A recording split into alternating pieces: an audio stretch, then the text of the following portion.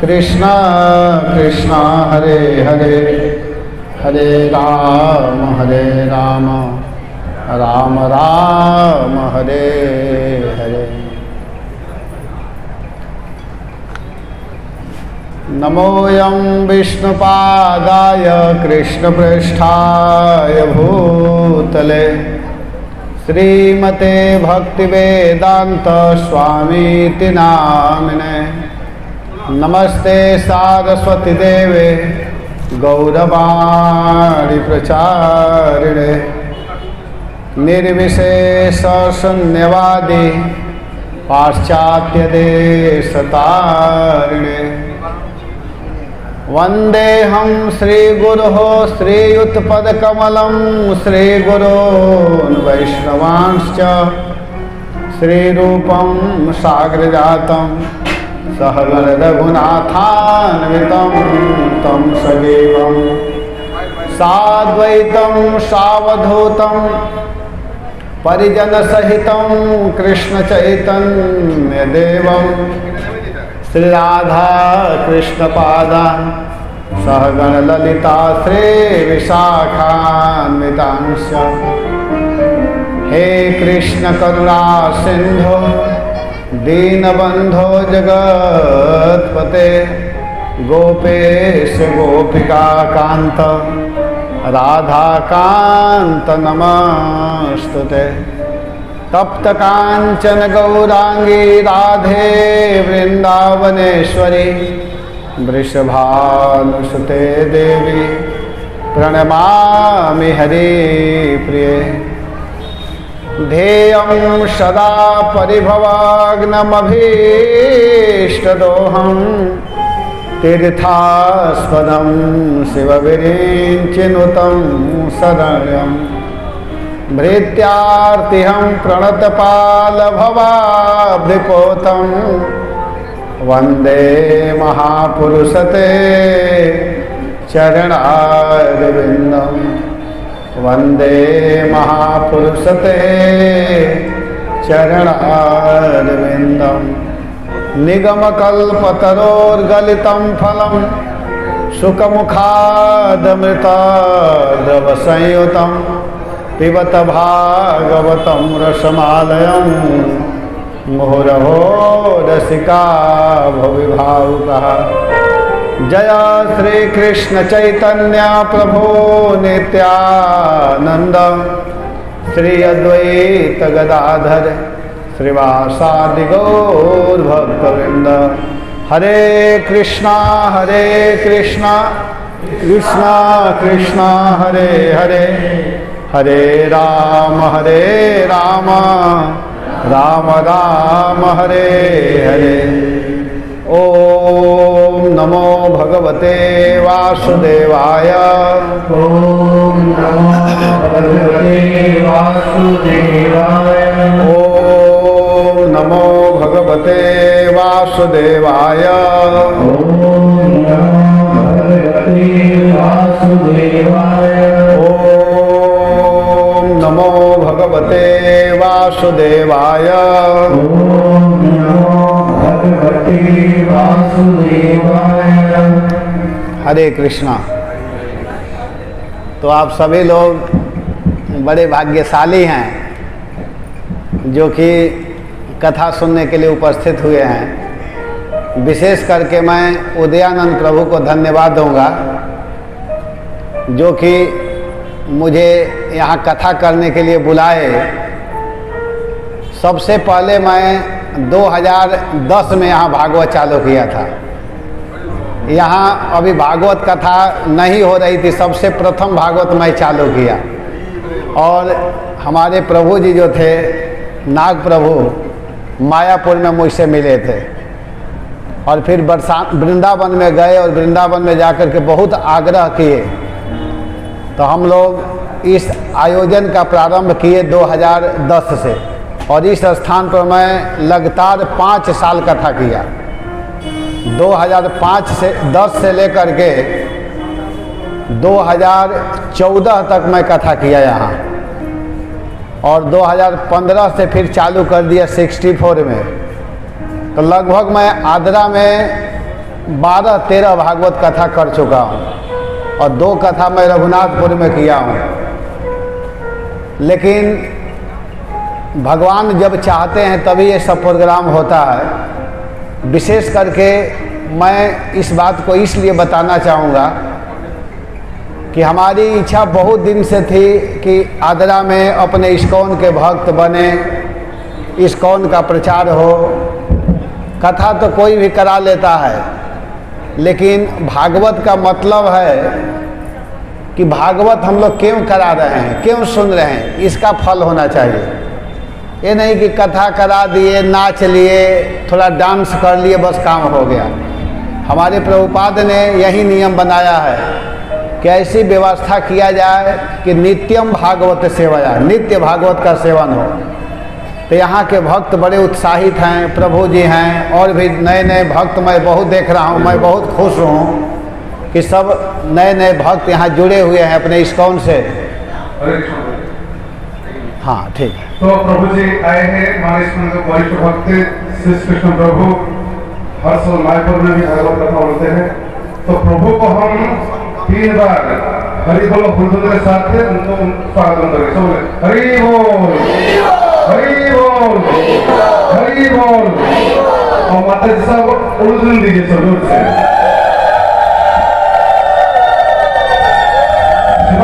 कृष्ण प्रभु की, राधा गोविंद गुरुदेव की, इस्कॉन गोविंद की, टैगोर तो मैं यहाँ के भक्तों से बड़ा खुश रहता हूँ। आदरा के लोग बड़े अच्छे लोग हैं, बड़े प्रेम से कथा सुनते हैं, भागवत में भाग लेते हैं। यहाँ अगर थोड़ा सा प्रचार किया जाए तो यहाँ के लोगों को भक्ति करने में कोई कठिनाई है नहीं है, क्योंकि हमारे महाप्रभु इसी बंगाल में अवतार लिए थे और महाप्रभु इस कलयुग के लिए सबसे बड़े भगवान हैं। क्योंकि कलयुग में कैसे भगवान के नाम का प्रचार करना है, इस प्रचार को करने के लिए स्वयं महाप्रभु आए और इसी परंपरा में हम लोगों के आचार्य जगत गुरु श्री प्रभुपाद आए और प्रभुपाद आकर के प्रचार किए। तो आप सभी इस भागवत कथा में भाग ले रहे हैं। विशेष करके इस बार मैं यहाँ पर एक प्रसंग की कथा करूँगा, संपूर्ण भागवत की कथा नहीं करूँगा। एक प्रसंग की भागवत होगी और वो प्रसंग कौन होगा, जिसको महाप्रभु बार बार सुनते थे और इस प्रसंग को प्रभुपाद ने भी बार बार इसको सुना है। यह प्रसंग है कि प्रहलाद चरित आर ध्रुवेर चरित्र शतावृत्ति करिया सुनेना सावहित। भागवत में जो प्रहलाद महाराज का चरित्र है और जो ध्रुव महाराज का चरित्र है, इसको बार बार कहा गया है, बार बार सुना गया है। श्री भागवत में वर्णित प्रहलाद चरित्र और ध्रुव चरित्र, जो प्रहलाद महाराज का चरित्र है और ध्रुव महाराज का चरित्र है, इसको 100 बार श्रवण किया गया, बार बार शतावृत्ति, बार बार इसको सुना गया है। तो इसी प्रसंग में से एक प्रसंग जो ध्रुव महाराज का प्रसंग है, ध्रुव चरित्र। ध्रुव चरित्र बहुत सुंदर चरित्र है। तो इसी विषय पर हम लोग चर्चा करेंगे और इसको सुनेंगे, क्योंकि इसको सुनने से ही हम लोगों की जो भक्ति है अस्थाई बनी रहेगी। भक्ति को अस्थाई बनाना चाहिए। भगवान की भक्ति बहुत जरूरी है। और भक्ति अस्थाई कैसे बनी रहती है? भागवत सुनने से। जब तक हम लोग भागवत कथा नहीं सुनेंगे तो हमारी भक्ति टिक नहीं सकती। अगर भक्ति को हमेशा अस्थाई बना करके रखना है तो आपको भागवत सुनना पड़ेगा। इसीलिए प्रभुपाद ने अपने मंदिर में नियम बनाया कि सुबह और शाम, सुबह 1 घंटा भागवत क्लास और शाम को भगवत गीता, क्योंकि यही वेश है। नवधा भक्ति में प्रथम भक्ति क्या है मालूम है ना? भगवान के विषय में सुनना। जब तक हम भगवान के विषय में सुनेंगे नहीं, तब तक हम भगवान को नहीं समझ सकते हैं, नहीं जान सकते हैं। तो आप लोग सभी लोग बड़े भाग्यशाली हैं जो कि भगवान के कथा सुनने के लिए आए हैं। भागवत महात्म्य में वर्णन है कि भाग्योदयेन बहुजन्म समर्जितेन सत्संगमं च लभते पुरुषम यदन्वयी। जब अनंत जन्मों का भाग्य का उदय होता है, तब व्यक्ति भगवान के दरबार में बैठ करके भगवान के कथा को सुनता है। यह कथा कोई साधारण कथा नहीं है। इसी कथा को सुनने के लिए हनुमान जी भगवान के साथ साकेत धाम नहीं गए। हनुमान जी की कथा है कि एक बार भगवान रामचंद्र हनुमान जी और अयोध्या के जितने लोग हैं सबको कहे कि आप लोग मेरे साथ साकेत अयोध्या चलिए, साकेत धाम वैकुंठ चलिए। और सभी लोगों को ले जाने के लिए भगवान ने एक बहुत सुंदर विमान मंगाया। भगवान चाहेंगे और विमान आ जाएगा, तो सुंदर विमान आ गया और उस विमान में अयोध्या के जितने लोग हैं सभी लोग बैठ गए। सबसे पीछे भगवान जाते हैं बैठने के लिए, राम जी। और जब राम जी गए तो देख रहे हैं कि उस विमान में हनुमान जी नहीं हैं। तो भगवान लगे हनुमान को ढूंढने कि हनुमान कहाँ है। तो देखते हैं कि हनुमान दिखाई नहीं दे रहे हैं। तो भगवान विमान में से उतर करके ढूंढते हुए गए तो एक घर के कोने में हनुमान जी जा करके बैठे हुए हैं। भगवान कहते हैं कि हनुमान तुम यहाँ क्यों बैठे हो? सभी लोग विमान में बैठ चुके हैं भगवत धाम जाने के लिए और तुम इस घर के कोने में बैठे हो, क्या बात है? चलो। तो हनुमान जी कहते हैं कि प्रभु मैं नहीं जाऊंगा, मैं आपके साथ वैकुंठ साकेत अयोध्या नहीं जाऊंगा। तो भगवान कहे क्यों नहीं जाओगे, क्या दिक्कत है? तो कहते हैं कि इसलिए नहीं जाऊंगा कि जहां आपकी कथा होगी वहीं मैं रहूंगा। मुझे आपकी कथा बहुत सुंदर लगती है प्रभु, और इस भारत भूमि में राम कथा कृष्ण कथा सुनने को मिलती है, इसलिए मैं यहीं रहूंगा। तो भगवान हनुमान के बात को सुन करके कहे कि हनुमान तुम वास्तव में श्रेष्ठ भक्त हो। देखो, एक रूप में इस संसार में रहो और एक रूप में मेरे साथ चलो, और तुम्हारे लिए भागवत कथा की व्यवस्था मैं रखूंगा। तो हनुमान जी से हम लोग शिक्षा ले सकते हैं। जहाँ भी भागवत कथा होती है, जहाँ भी राम कथा होती है, तो सबसे पहले आसन लगा करके हनुमान जी, अर्जुन जी, उद्धव जी, बड़े बड़े जो वैष्णव जन हैं वे लोग सबसे पहले बैठ जाते हैं कथा सुनने के लिए, क्योंकि इसी कथा के सुनने से भक्ति बची रहेगी। अगर कोई सोचे कि हम भागवत को न पढ़ें, भागवत को न सुने, कथा न सुने और हमारी भक्ति अस्थाई बनी रहेगी, तो नहीं बनी रह सकती। भागवत के प्रत्येक श्लोक महामंत्र है। भागवत का कोई ऐसा श्लोक नहीं है जिसमें भगवान का वर्णन न हो। एक एक श्लोक महामंत्र है, मंत्र है। तो इस भागवत को सुनना चाहिए और पढ़ना चाहिए जितना भी समय मिले। अगर समय मिले तो 24 घंटा सुनिए, नहीं मिले तो 7 दिन सुनिए, नहीं मिलता है तो 1 घंटा सुनिए, लेकिन भागवत को सुनना चाहिए। तो हम यहाँ के लोगों को बार बार क्यों धन्यवाद दे रहे हैं? क्योंकि यह परंपरा अब तक चलती आ रही है और हमें विश्वास है कि ये चलती रहेगी। तो एक छोटा सा भगवान के चरणों में हम लोग स्तुति कर लेते हैं, फिर आगे की कथा मैं प्रारंभ करूंगा। राधा और कृष्ण के चरणों में थोड़ा प्रार्थना करते हैं क्योंकि हमारे आराध्य भगवान राधा श्याम सुंदर हैं। तो इस पर छोटा सा हम सभी लोग भगवान के चरणों में एक स्तवन करते हैं, इसके बाद हम लोग कथा सुनेंगे।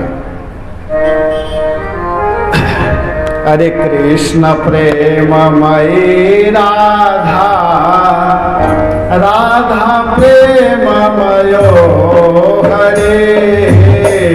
कृष्ण प्रेममयी राधा, राधा प्रेममयो हरे।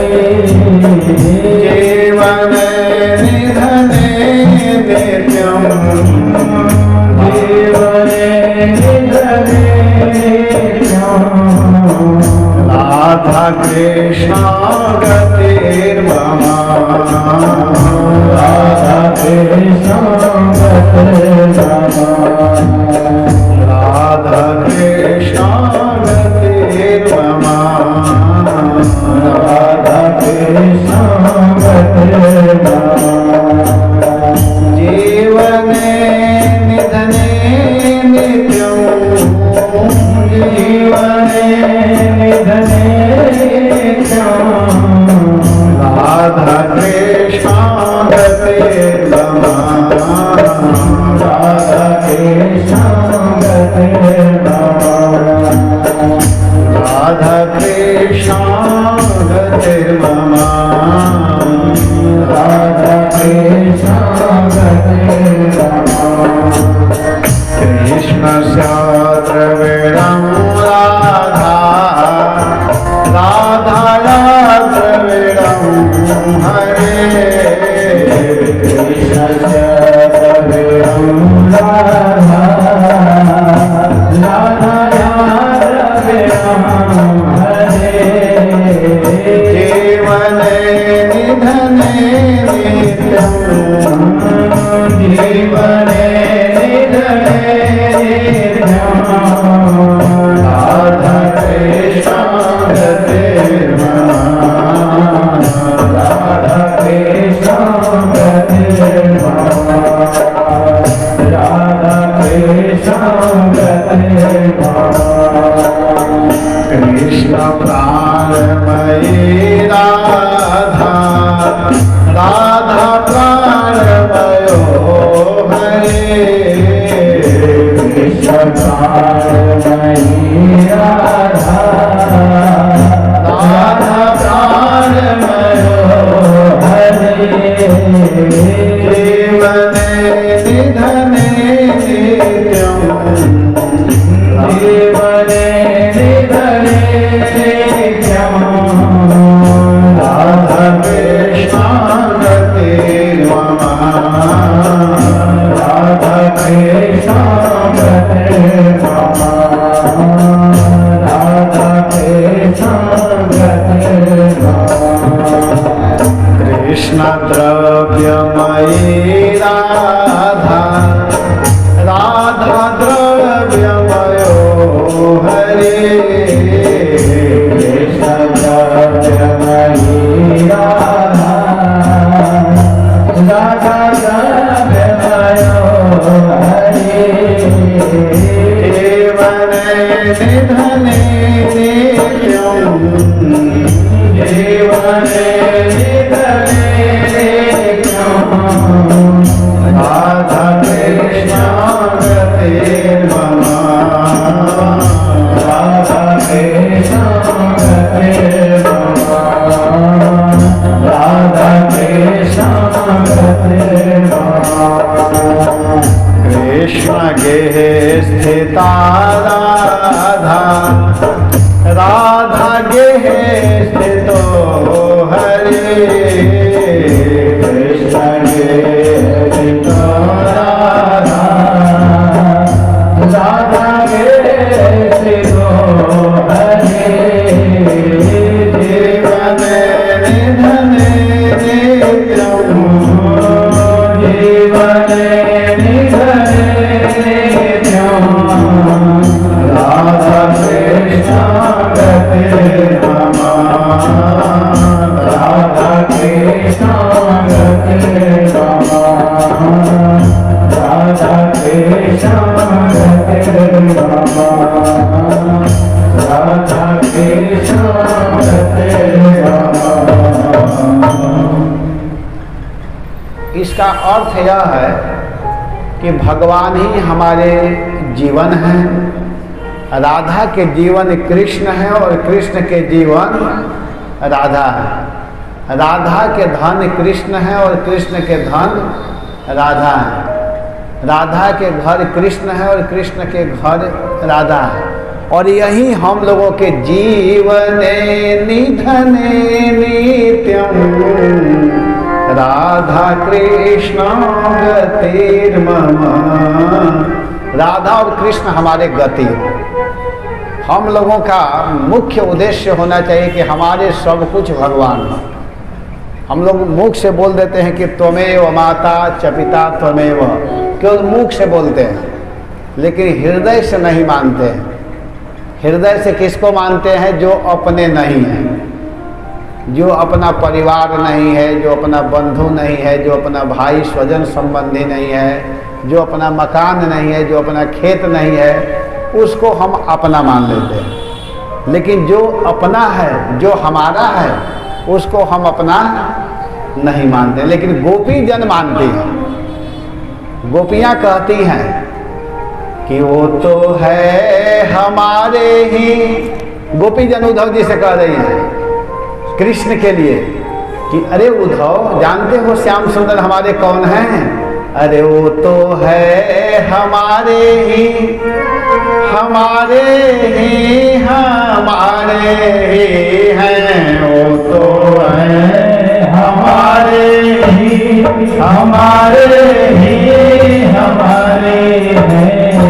हम हो नहीं के, हो नहीं के, हो नहीं के, हम हो नहीं के, हो नहीं के, हो नहीं के। वो तो है हमारे ही, हमारे ही, हमारे हैं। वो तो है हमारे ही, हमारे ही, हमारे हैं। हम हो नहीं के, वो तो प्रीतम हमारे हैं। हम हो नहीं के, वो प्रीतम हमारे हैं। गोपीजन कहते हैं कि श्याम सुंदर हमारे हैं और हम श्याम सुंदर के हैं। और वास्तविकता यही है कि भगवान ही हमारे हैं। जो हमारे हैं उनको तो हम अपना नहीं मानते हैं, और जो अपने नहीं है उसको अपना मान बैठते हैं। इसी को माया कहा गया है। भागवत में वर्णन है, एकादश स्कंध में जनक जी जो प्रश्न किए हैं, 9 प्रश्न किए कि माया का स्वरूप क्या है। 9 योगेश्वर से 9 प्रश्न किए हैं। पहला प्रश्न है कि भागवत धर्म क्या है, और दूसरा प्रश्न है कि भगवत पुरुष का लक्षण क्या है। तीसरा प्रश्न कहते हैं कि माया का स्वरूप क्या है। चौथा प्रश्न है कि माया से तरने का उपाय क्या है। फिर ब्रह्म का स्वरूप क्या है। ये सब प्रश्न किए हैं। तो उसमें एक प्रश्न है कि माया का स्वरूप क्या है। तो इसका उत्तर देते हुए अंतरिक्ष जी कहते हैं कि अहम और मम। अहम माने मैं और मम माने मेरा। ये हमारा है और मैं हूँ, यही माया है। जब तक गो गोचर जहाँ तहाँ जाई, सो तुम माया जानहो भाई। जहाँ तक आपकी इंद्रियों की पहुँच है, जहाँ तक आपकी इंद्रिया जाती है, तो समझो कि वही माया है। जहाँ तक आपकी यह इंद्रिया दृष्टि जा सकती है, वो सब माया है।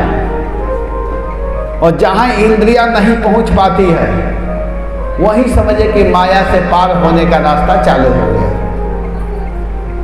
जब तक आपको अहम और मम, यह मेरा है और यह हमारा है और मैं हूँ, यही माया है। और जिस दिन ये सब में दुख बुद्धि होने लगे, केवल कृष्ण के चर्चा ही अच्छा लगे, जित देखूं तित वही दिखे घर बाहर आंगन में, मोहन बस गयो मेरे मन में। जिधर दृष्टि डालो उधर केवल कृष्ण ही दिखाई देने लगे, तो समझिए कि आप माया को पार होने लगे। और यह कब होगा? ये होता है, ऐसा नहीं कि नहीं होता है। ये कब होता है? जब हम नियम बना करके साधु का संग करेंगे, वैष्णवों के बीच में बैठेंगे, मंदिर में आते रहेंगे, मंदिर का जितना उत्सव है उसमें भाग लेते रहेंगे, भगवान के दिव्य प्रसाद को ग्रहण करेंगे, भगवान के सुंदर कथा लीला चरित्र को सुनेंगे, तो अवश्य ही हम माया को पार कर जाएंगे और भगवान को हम देखने लगेंगे।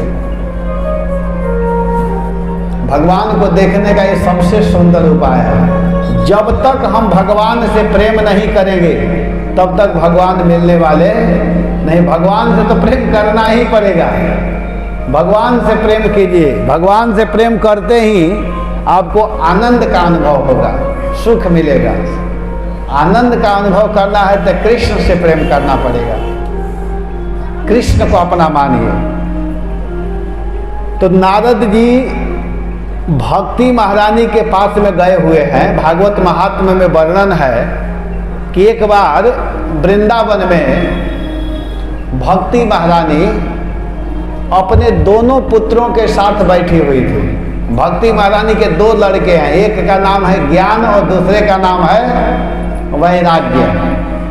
भक्ति महारानी युवती हैं और उनके दोनों लड़के ज्ञान और वैराग्य दोनों वृद्ध अवस्था में पड़े हुए थे, बूढ़े थे, वृद्ध अवस्था में लेटे हुए थे। उसी समय नारद जी आ गए। नारद जी तो सब जगह घूमते रहते हैं। तो जब नारद जी आए तो नारद जी को देख करके भक्ति महारानी जोर जोर से रोने लगी।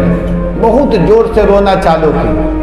इतने जोर से रोने लगी, जोर जोर से रोने लगी और रोते हुए क्या कहती है कि भो भो साधो क्षरम तिष्ठ मत चिंता मपिनाशय दर्शनम तव लोकस्य सर्वथा गहरम परम। भक्ति महारानी नारद जी को देख करके कहते कि हे महाराज, भो भो, हे साधो, क्षरम तिष्ठ। इसका आवाज थोड़ा सा कम कीजिए, थोड़ा सा कम कीजिए, मुझे समझ में नहीं आ रहा है कि मैं क्या बोल रहा हूं। भक्ति महारानी नारद जी को देखकर कहते कि भो भो साधो क्षरम तिष्ठ मत चिंता मपि नाशय। मेरे चिंता को दूर कीजिए, मैं बहुत दुखी हूं। तो नारद जी गए और कहे कि तुम दुखी कैसे हो, क्या समस्या है? तो कहते कि महाराज, सबसे बड़ा समस्या यह है कि ये दोनों जो वृद्ध अवस्था में पड़े हुए हैं, ये दोनों मेरे बेटा हैं। नारद जी कहते तुम्हारे बेटा, तुम्हारे लड़के? तो कहते हाँ, ये दोनों मेरे लड़के हैं। एक का नाम है ज्ञान और दूसरे का नाम है वैराग्य। तो नारद जी कहे कि आज तक मैं संसार में सब जगह घूमा हूं, लेकिन इस तरह का दृश्य कहीं मैं नहीं देखा कि माँ युवती और बेटा बूढ़े।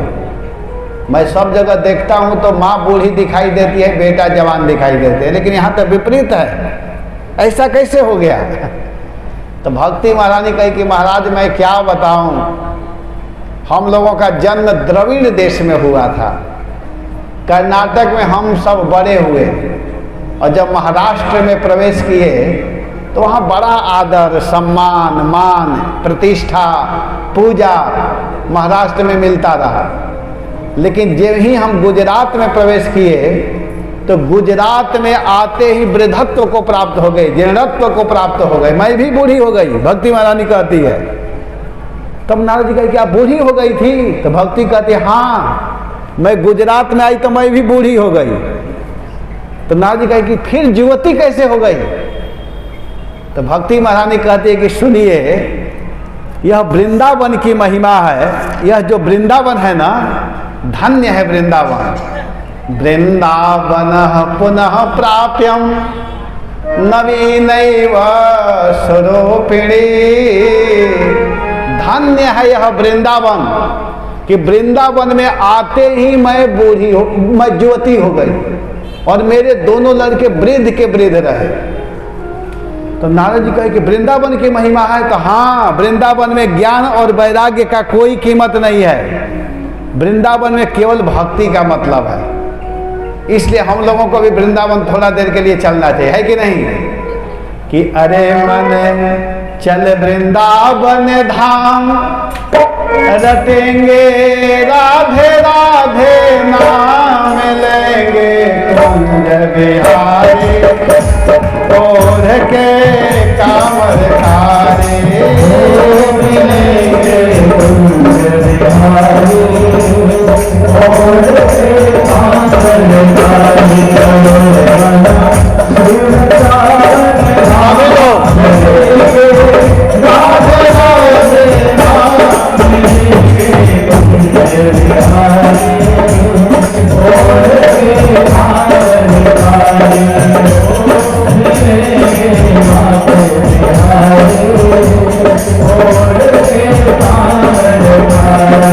जिसे वृंदावन जाना है उसको दोनों हाथ ऐसे करना होगा और इस प्रकार। इसको करने से होता क्या है कि जो हाथ के गलत रेखा होते हैं वो मिट जाते हैं और सही रेखा बन जाता है। अरे मन चल वृंदावन धाम, रटेंगे राधे राधे नाम, कुंज बिहारी ओढ़ के कांवर खारे, मिलेंगे कुंज बिहारी ओढ़ के कांवर खारे। मिलेंगे बांक बिहारी ओढ़ के कांवर खारे, मिलेंगे बांक बिहारी ओढ़ के कांवर खारे। वृंदावन जाकर क्या करेंगे? सोएंगे? तो करेंगे ना। जब ब्रज में जाना चाहिए तो सोना नहीं चाहिए। प्राप्त हो तो श्री यमुना जी में जाओगे, प्राप्त हो तो श्री यमुना जी जाएंगे। प्रातः होते ही यमुना जी में जाकर के स्नान करेंगे। प्राप्त हो तो हम श्री यमुना जी जाएंगे, प्राप्त हो तो श्री यमुना जी जाएंगे। परिक्रमा करें जीवन सफल बनाएंगे, परिक्रमा कर जीवन सफल बनाएंगे।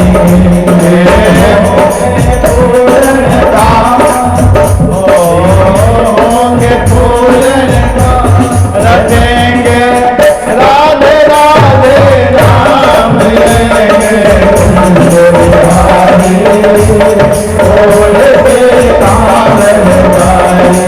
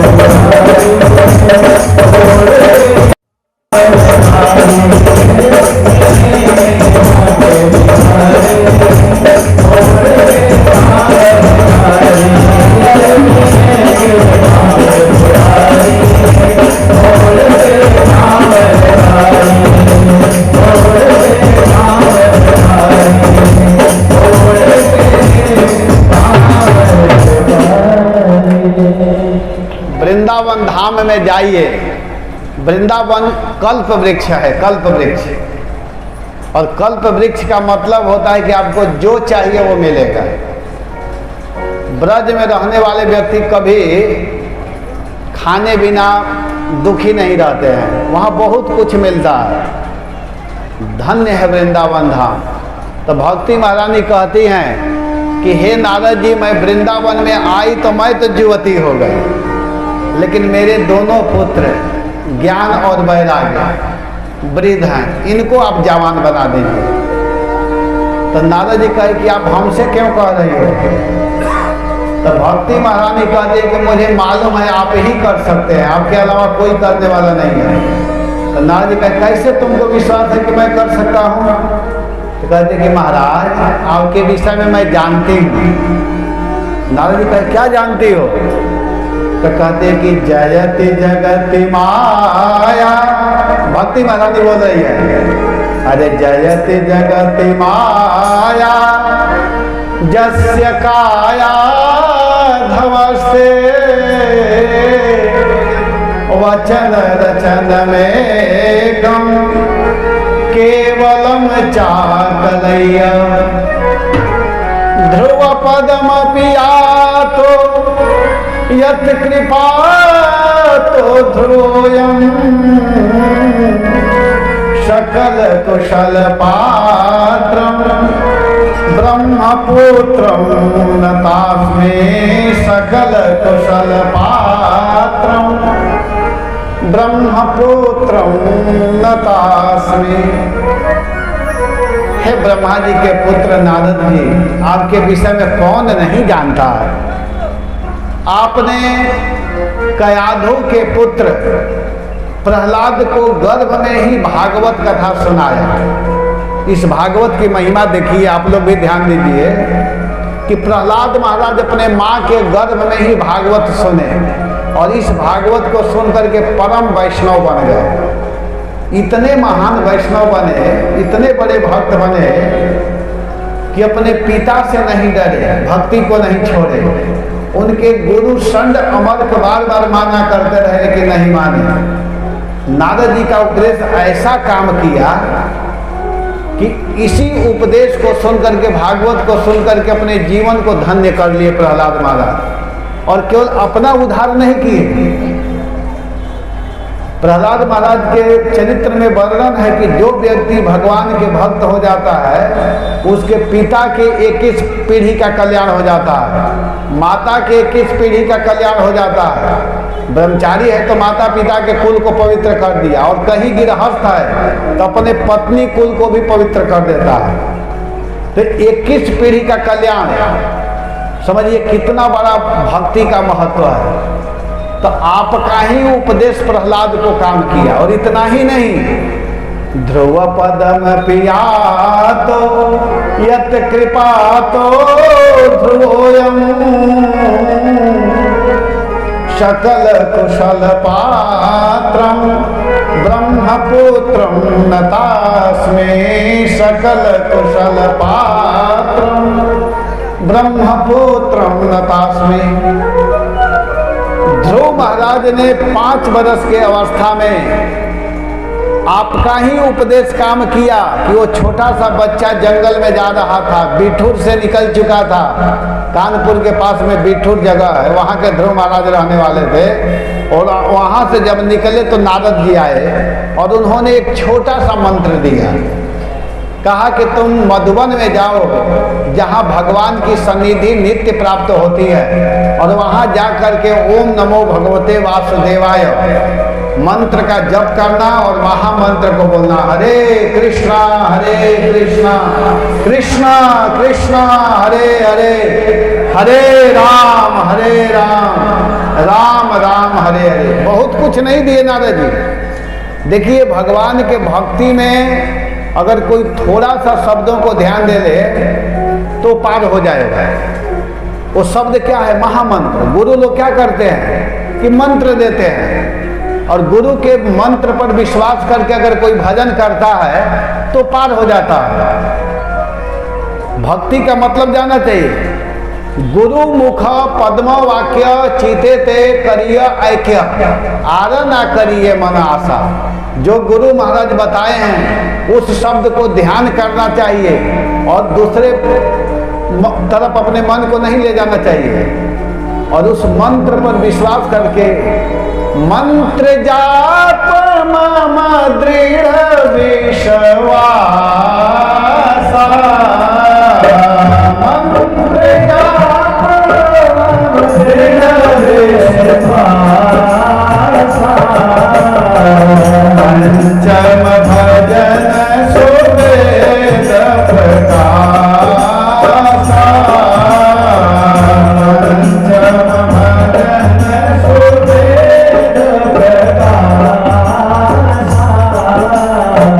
पंचम भजन सुवेद प्रकाश, पंचम भजन सुवेद प्रकाश।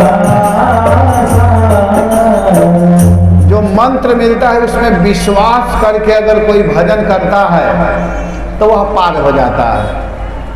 छोटा सा मंत्र व्यक्ति को पार कर देता है। तो प्रहलाद महाराज और ध्रुव महाराज ने गुरु महाराज के वचन पर विश्वास किया। प्रहलाद महाराज ध्यान के साथ भागवत को सुने और उसी के अनुसार अपने जीवन को आचरण में ढाल दिए।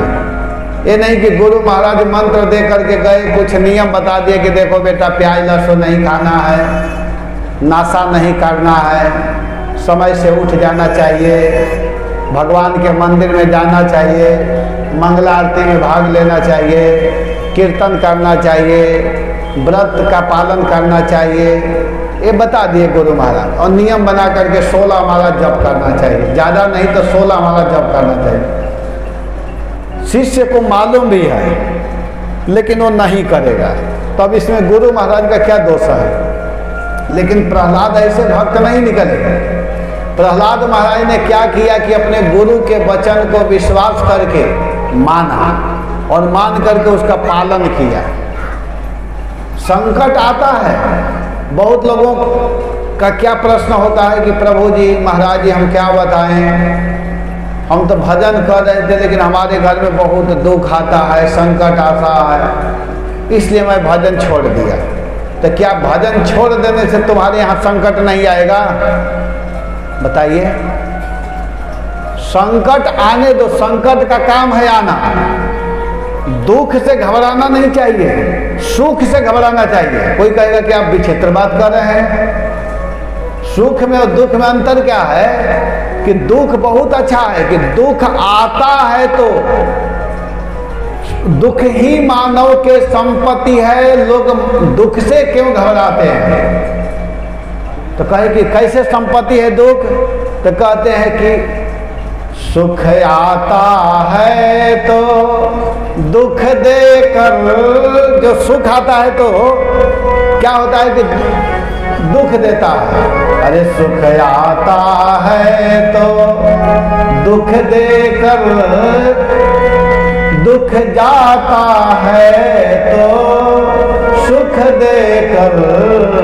देखिए सुख जब जाता है तो दुख देता है, लेकिन जब दुख जाता है तो सुख देता है। तो सुख देकर जाने वाले से ए मानव क्यों घबराता है। सुख देकर जाने वाले से ए मानव क्यों घबराता है। बताइए, जब दुख जाता है तो आपको क्या देता है? सुख देता है। लेकिन अगर सुख जाता है तो क्या देता है? दुख देता है। तो जो सुख दे करके जा रहा है उससे मानव क्यों घबराता है? नहीं घबराना चाहिए। हमारा लक्ष्य होना चाहिए कि हमको भजन करना है, सुख हो या दुख हो। ये दोनों हमेशा रहने वाला नहीं है। सुख भी हमेशा नहीं रहेगा और दुख भी हमेशा नहीं रहेगा। इसलिए दोनों स्थिति में संपत्तौच विपत्तौच महता में एक रूपता। जो महान व्यक्ति होते हैं वो संपत्ति में भी और विपत्ति में भी एक जैसे होते हैं, उससे घबराते नहीं हैं। तो यहाँ पर ध्रुव महाराज ने क्या किया कि जब नारद जी ने उनको मंत्र दिया कि तुम जाओ और मधुबन में जा करके यमुना के किनारे स्नान करना और वहाँ बैठ करके भगवान का आराधना करना, पूजा करना, तो ध्रुव महाराज ने पूजा प्रारंभ कर दिया। तो इसी बात का यहाँ वर्णन करते हुए कह रहे हैं कि वही ध्रुव महाराज हैं जिनके चरित्र को हम लोग 7 दिन तक सुनेंगे।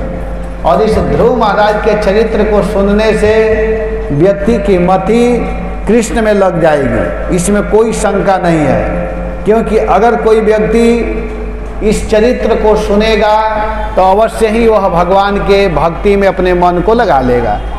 तब यहाँ पर कथा प्रारंभ कर रहे हैं। कथा इस प्रकार है कि भागवत के 3 स्कंद में वर्णन है कि जब सृष्टि हो रहा था तो सृष्टि करते हुए ब्रह्मा जी ने बहुत सृष्टि किया, जिसमें सनकादिक आदि को जन्म दिया, लेकिन सृष्टि का विस्तार नहीं हो रहा था। तब ब्रह्मा जी ने क्या किया कि अपने ही शरीर से ब्रह्मा जी ने एक लड़का और एक लड़की को जन्म दिए। जो लड़का जन्म लिए उनका नाम हुआ मनु, और जो लड़की जन्म ली, कन्या जन्म ली, उसका नाम हुआ शतरूपा। और शतरूपा मनु को आपस में संबंध कराए, और उन दोनों के संबंध होने के कारण वहाँ से मैथुन विधि चालू हुआ। तो वहाँ से जो संबंध हुआ तो उनके द्वारा 5 संतान जन्म लिए। 3 लड़कियाँ जन्म ली और 2 लड़के जन्म लिए। देखिए सृष्टि का विस्तार कैसे हो रहा है। 3 कन्याएं जन्म ली। आजकल लोग कन्या जन्म करने से घबराते हैं, लेकिन वहाँ सृष्टि जब हो रहा है तो 3 कन्याओं का जन्म हुआ और 2 पुत्र का। कन्या का नाम है आकुति, देवहूति, प्रसूति, और 2 लड़के थे जिनका नाम है उतानपाद और प्रियव्रत। तो उन 3 कन्याओं का विवाह किसके साथ हुआ? जो बड़ी लड़की थी आकुति, उनका विवाह हुआ रुचि प्रजापति के साथ में, जिनके पुत्र बन करके स्वयं भगवान यज्ञ पुरुष आए और कन्या के रूप में दक्षिणा जन्म ली, और दोनों का आपस में संबंध हुआ। फिर दूसरी लड़की है जिसका नाम है देवहूति। देवहूति जी का विवाह हुआ कर्दम प्रजापति के साथ में, कर्दम जी के साथ में विवाह हुआ, और उनके द्वारा भी माता देवहूति के गर्भ से 9 कन्याओं का जन्म हुआ। उन्हीं देवहूति की लड़की अनसुईया जी है, ये जानना चाहिए। अरुंधति जी, ये सब उन्हीं की लड़की हैं। शांति जी, कला जी, ये सब लड़की उनकी हैं। और उनके लड़के हुए भगवान कपिल देव, जिन भगवान ने सांख्य तत्व का उपदेश किया माता देवहूति को। और जो सबसे छोटी बेटी थी उसका नाम है प्रसूति। प्रसूति का विवाह दक्ष प्रजापति के साथ में हुआ, और उन्हीं की लड़की बन करके सती आई, जिस सती का विवाह शंकर जी के साथ में हुआ, और वहीं सती जल करके भस्म हो गई। और जब शरीर जल रहा था, जब सती शरीर को जलाने के लिए गई तो उस समय वरदान मांगी, सती मरत सन वर मांगा, जन्म जन्म शिव पद अनुरागा। सती मरत हरि सन वर मांगा, जन्म जन्म पद शिव अनुरागा। वहीं यही प्रार्थना की कि जहाँ भी मैं जन्म लूँ मेरे पति रूप में मुझे भोले बाबा के ही प्राप्ति हो, शंकर जी ही मुझे पति रूप में मिले।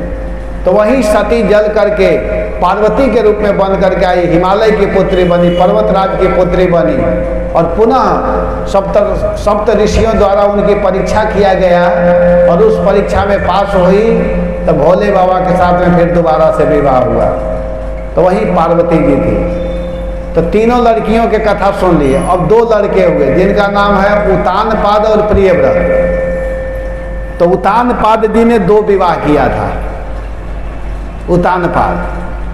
उतानपाद के 2 पत्नी थी, एक का नाम था सुनीति और दूसरी पत्नी का नाम था सुरुचि। और सुनीति जी के गर्भ से ध्रुव महाराज का जन्म हुआ और सुरुचि के गर्भ से उत्तम का जन्म हुआ था। तो इस कथा को पहले आप लोग समझिए। अब कथा प्रारंभ हो रहा है कि हुआ क्या कि अब यहाँ पर वर्णन करते हुए कहते हैं, कौन कथा सुना रहे हैं? मैत्रेय जी। किसको कथा सुना रहे हैं? विदुर जी को। कहाँ पर सुना रहे हैं? हरिद्वार में, गंगा जी के तट पर। भागवत की परंपरा इस प्रकार है कि जहाँ अगर सुखदेव गोस्वामी बोल रहे हैं तो समझना चाहिए कि मुख्य श्रोता हैं महाराज परीक्षित। जहाँ अगर मैत्रेय जी बोलना प्रारंभ किए तो समझना चाहिए कि मुख्य श्रोता हैं विदुर जी। जहाँ अगर नारद जी बोल रहे हैं तो समझना चाहिए कि मुख्य श्रोता हैं महाराज युधिष्ठिर। जहाँ कृष्ण बोल रहे हैं भागवत में तो समझना